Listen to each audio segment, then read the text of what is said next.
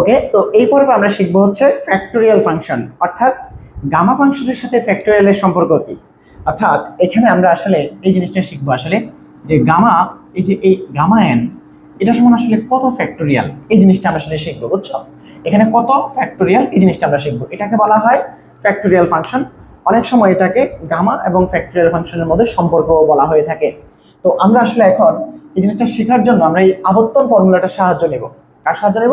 আবর্তন ফর্মুলাটার সাহায্য নেব। দেখো, আমরা আবর্তন ফর্মুলা থেকে কি জানি?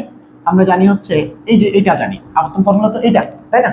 তো এখন এখান থেকে যেহেতু তুমি দেখো n+1 সমান লিখছো n ইন্টু গামা এন, তাহলে আমি যদি এখানে গামা শুধু n লিখতাম, তাহলে নিশ্চয়ই এখানে যা ওখানে তার চেয়ে কম কম।